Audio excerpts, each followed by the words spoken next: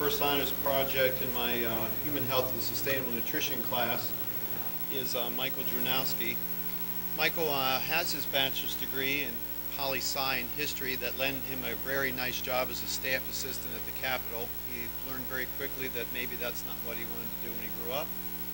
And he's coming back to school to become either a public health official or a healthcare administrator, and this food class that I teach was just perfect for him. And he's going to talk to us about initiatives to fight childhood obesity. This is a small project of what we've been working on all semester, and he's going to give a much longer talk tomorrow, but he's going to give you a snippet of what he's been talking about. So Michael Drunasky.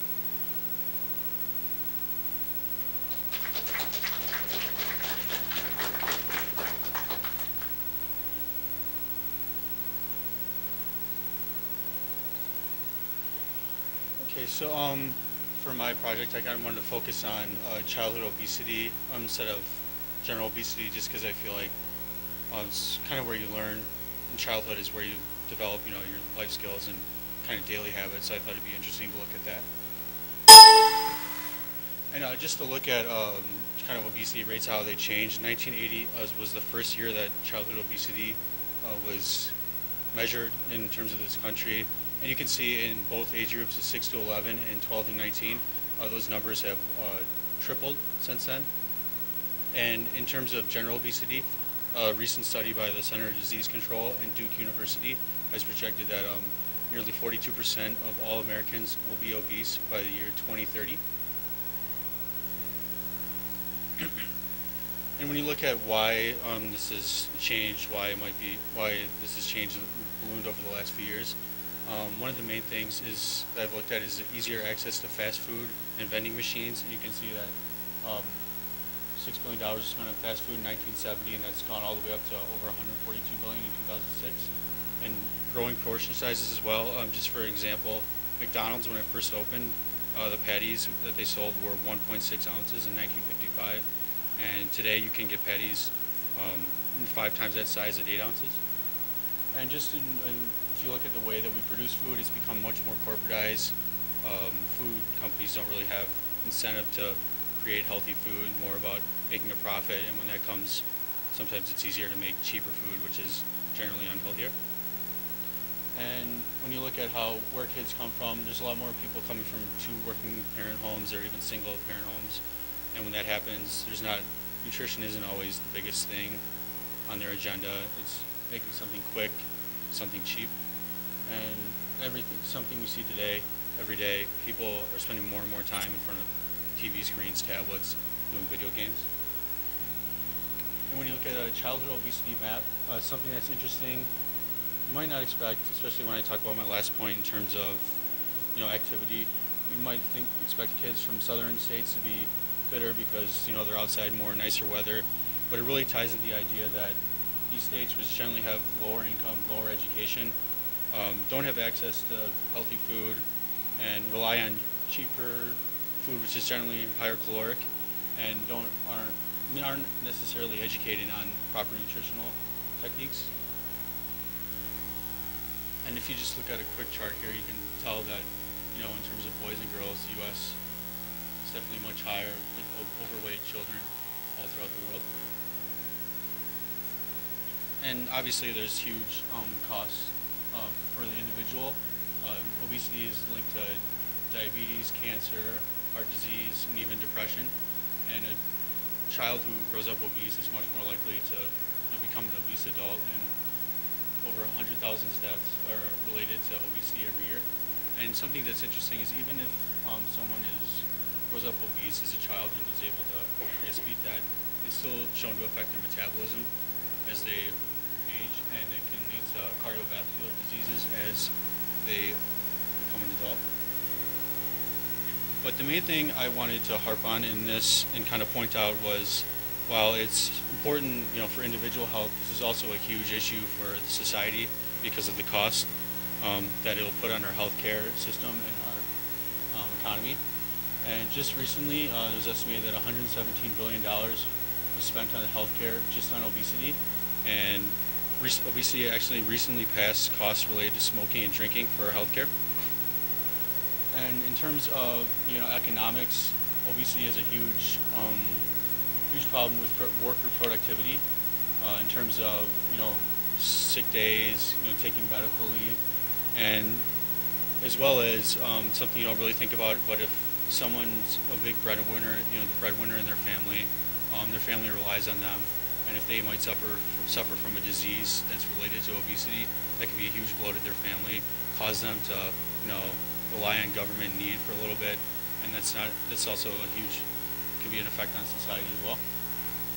And a recent report that was just estimated that $1.1 trillion could be saved annually if we just improve how we prevent and manage chronic diseases. And this is a big thing to think about because it's been projected that a majority of our GDP will be eaten up by healthcare by 2050. So when you look at this problem, it's not just about individual health on becoming healthier as a society. It's about economic well-being of our country and how it can affect our country in terms of economics as we move forward. And unlike some other medical issues, epidemics that we might see in this country, there's not, it's just some simple vaccine or pill that's waiting to be discovered. We know what the issue is, but all these problems are rooted and interconnected in terms of, low income, bad infrastructure, access to food, and low education. And, while we know what the problems are, since they're so interconnected, it's really hard to, work on each one and try to solve. And so what I wanted to do in my study was kind of look at what groups in this country are stepping in and trying to curb the issue. And I looked at examples from K through 12 school systems, healthcare organizations, different projects done by universities and initiatives by the federal government. And for just this short, brief speech that I'm going to do, I'm just going to look at the first two examples, a K through 12 school and a healthcare organization.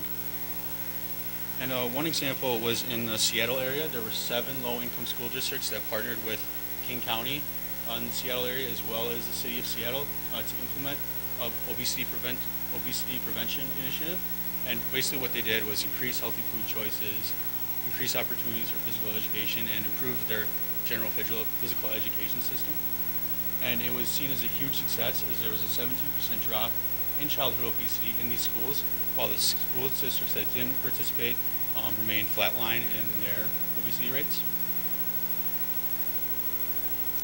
And then another interesting one that I looked at was there's a nonprofit healthcare consortium, Kaiser Permanente, and they're based out of California, have operating revenues of nearly $50 billion, and they operate along the West Coast as well as in the Washington, D.C. area.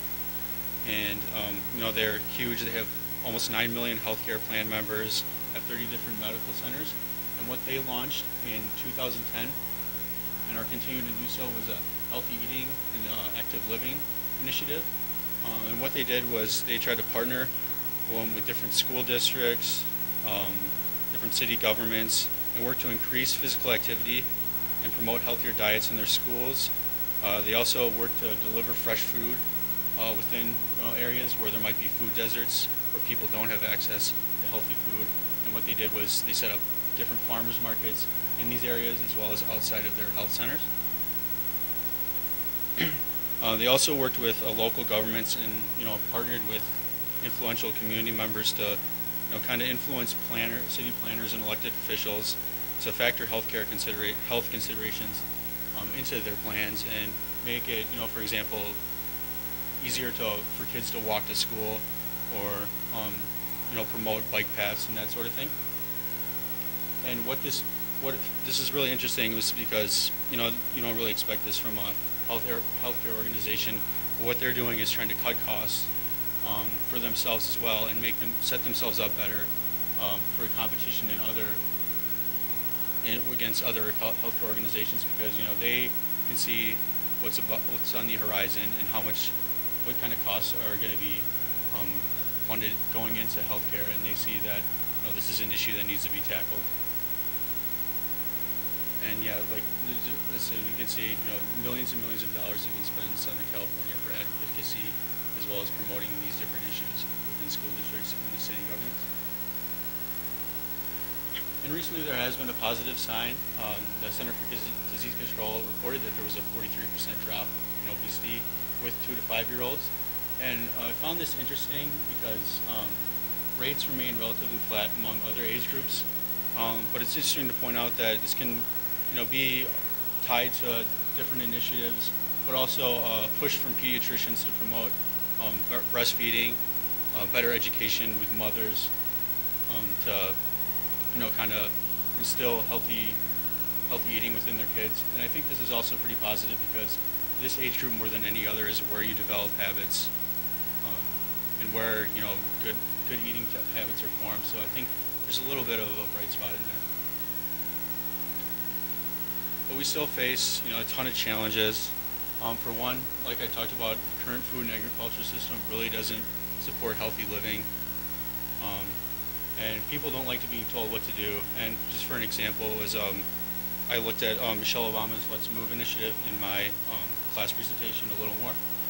But just an example with that is, when you throw politics in, even if it's for the best within a group, people aren't going to, they're going to be strict. They're going to be tied to their roots and don't really want to listen, being told what to do, whether that's, being told, maybe mixing a salad or listening to different, urban planning suggestions about increasing walking ability in your area.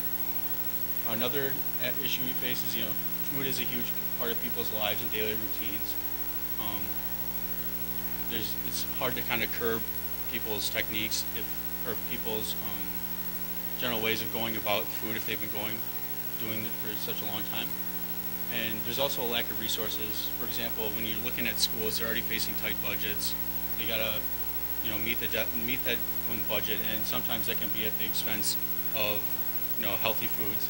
So I found this interesting in my examples where that, there were partnerships where organizations and universities partnered with schools to, give them the funding so that they could promote these different initiatives. And then another thing is when we're transitioning, obviously we're transitioning into a new phase of healthcare, but there's still people who, don't really have access to good healthcare, and this is a huge issue when you talk about obesity. And so just some things to think about as we look forward. It's not just about individual choices. It's about the change where we live. It's about, this isn't just a individual thing. It's a cultural shift that will need to be done, and it's complex, where people will have to work together. And it's definitely a long-term issue. It's when you look at childhood obesity, the effects, when we talk about the cost in healthcare, really isn't seen. You really can't see it if you're looking, today or tomorrow. But we'll have to have the foresight to see that this is going to be a huge issue in our healthcare, and it could be catastrophic if you keep letting it go this way and letting our GDP being eaten up by healthcare. So because it is an economic issue, it's something for all of us to consider, even if you don't have a family history of obesity, or it's not something that you really have to deal with. It definitely is an issue that will affect all of us. And then just another thing that I think is going to need to come about in the near future, there'll need to be, I guess, a centralized clearinghouse. There isn't really any sort of governing body where data is collected and people are looking at the different initiatives, what's working. But it will be interesting to see if there is something like this that comes about where we study what initiatives are working and are able to promote that throughout the country in the different communities.